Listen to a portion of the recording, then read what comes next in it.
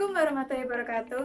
Halo, apa kabar anak-anak? Semoga sehat selalu ya. Di musim COVID-19 ini, kalian tetap di rumah aja, jangan keluar rumah. Tetap jaga jarak, selalu cuci tangan, dan selalu pakai masker ketika bepergian rumah. Nah, sebelum kita memulai pembelajaran pada hari ini, yang perlu disiapkan yang pertama, posisi duduk yang baik.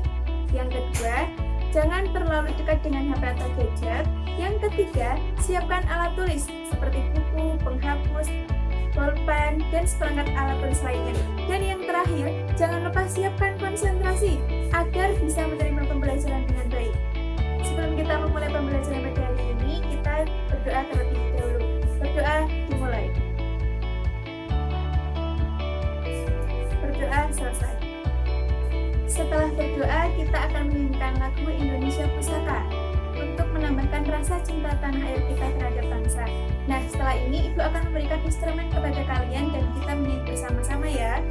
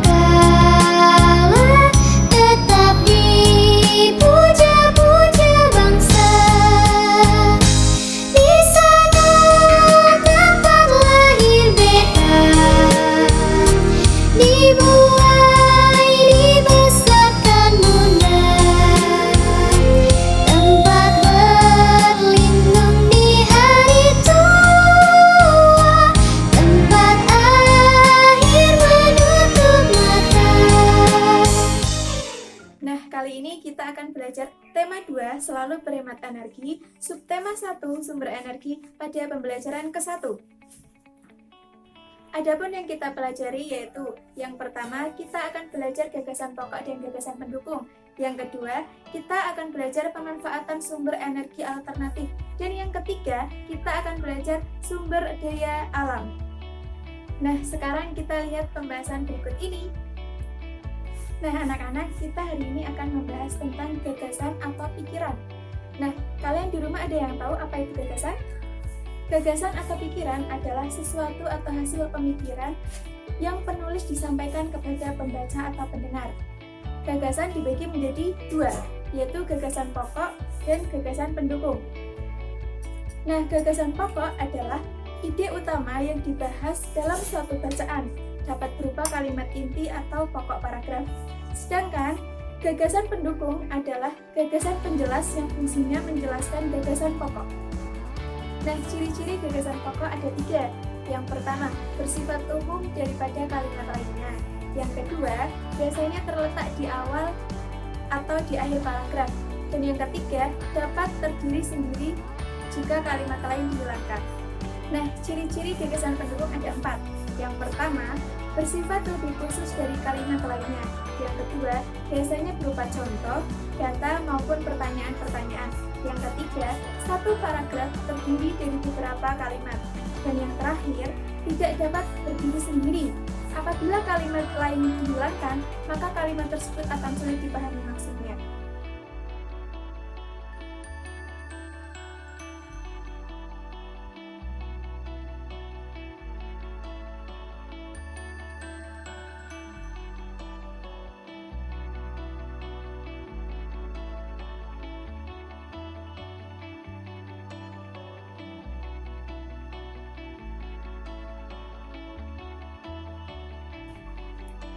Nah, selanjutnya kita akan belajar tentang pemanfaatan sumber energi alternatif.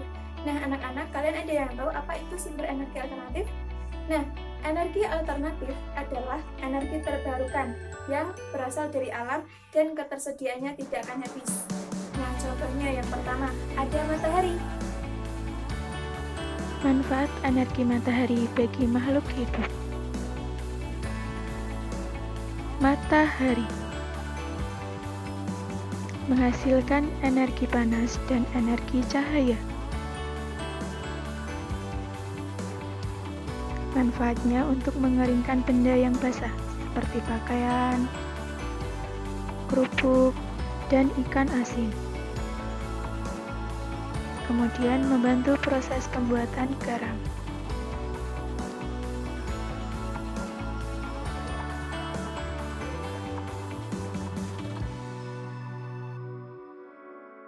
Kemudian membantu proses fotosintesis.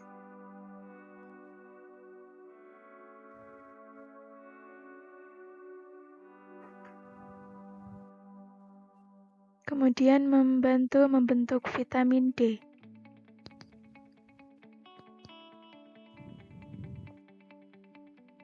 Selanjutnya, sumber energi pembangkit listrik. Nah, yang kedua ada angin.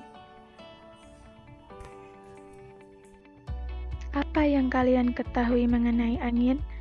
Apa manfaat angin? Apa itu angin? Angin adalah udara yang bergerak. Angin menyimpan energi yang penting untuk kehidupan. Angin juga termasuk dalam sumber energi yang dapat diperbarui. Angin memiliki banyak peranan dalam kehidupan, antara lain untuk proses hujan. Angin membantu suhu udara di musim panas menjadi sejuk. Angin sangat menyenangkan bagi anak-anak. Angin digunakan untuk bermain layang-layang, kincir, dan gelembung sabun. Dan yang terakhir, angin digunakan untuk sumber listrik.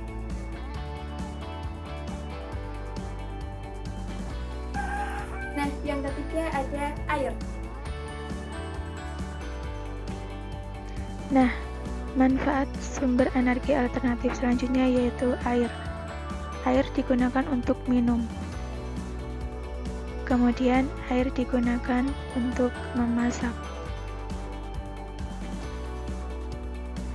Selanjutnya, air digunakan untuk mandi. Air juga digunakan untuk menyiram tanaman. Air digunakan untuk berwudu. Air digunakan untuk menggosok gigi. Dan air digunakan untuk mengairi sawah.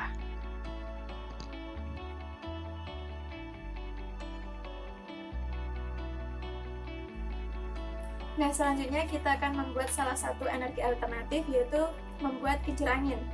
Untuk alat dan bahannya, yang pertama ada gunting, kemudian ada sedotan, ada jarum pentol atau peniti, kemudian ada kertas origami, dan ada malem. Yang pertama-tama, kertas origami kita bentuk menjadi segitiga.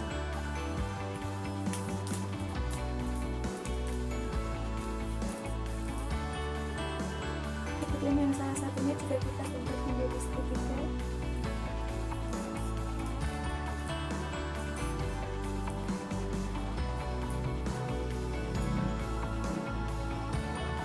Nah, setelah terbentuk menjadi segitiga seperti ini, kita potong.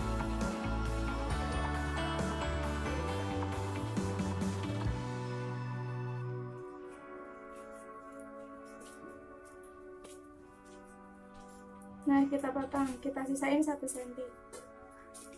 Kemudian satunya lagi kita potong.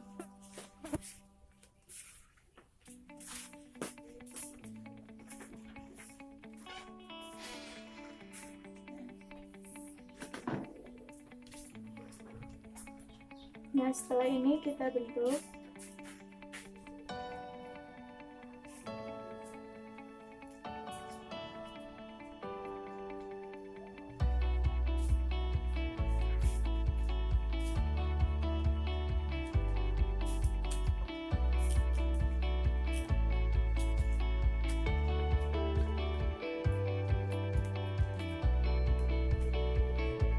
Nah, setelah jadi seperti ini, kemudian kita masukin peniti. Kita lubangi pakai peniti.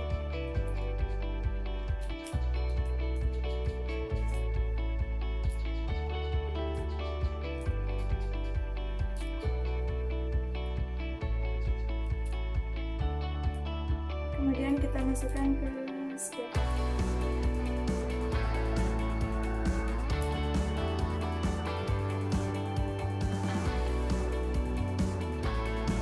Nah, agar aman nanti untuk penitian bagian ujung sini kita kasih malem.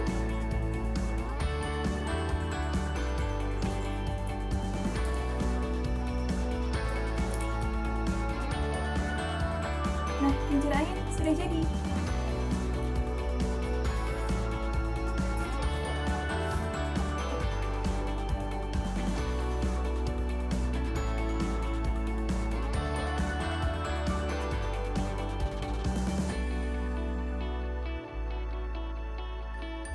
Nah, selanjutnya materi terakhir kita akan belajar tentang sumber daya alam. Nah, sumber daya alam itu adalah sumber daya yang berasal dari alam yang gunanya untuk memenuhi kebutuhan manusia. Nah, contoh pemanfaatan sumber daya alam dalam kehidupan sehari-hari. Yang pertama, dalam bidang pertanian. Sumber daya alam dalam bidang pertanian yaitu ketersediaan lahan yang luas dan subur, sehingga memudahkan para petani untuk mencari mata pencaharian. Nah, yang kedua, dalam bidang perikanan. Pemanfaatan sumber daya alam dalam bidang perikanan yaitu untuk penangkapan, pemeliharaan, dan pembudidayaan ikan. Nah, yang ketiga yaitu bidang pertambangan. Sumber daya alam dalam bidang pertambangan yaitu berupa hasil tambang. Yang terakhir, bidang peternakan. Dalam bidang ini yaitu pembiakan hewan ternak. Nah, setelah kita memahami materi pada kali ini, ada pun kesimpulan sebagai berikut. Yang pertama, kita tahu apa itu gagasan pokok dan bangunan pendukung. Yang kedua, kita tahu pemanfaatan sumber energi alternatif. Dan yang ketiga, kita tahu pemanfaatan sumber daya alam. Sebelum kita menutup pembelajaran pada hari ini, kita akan menyanyikan lagu daerah yaitu Ampar-Ampar Pisang. Nah, setelah ini Ibu akan memberikan instrumen lagunya kepada kalian ya, dan kita akan menyanyikan bersama-sama.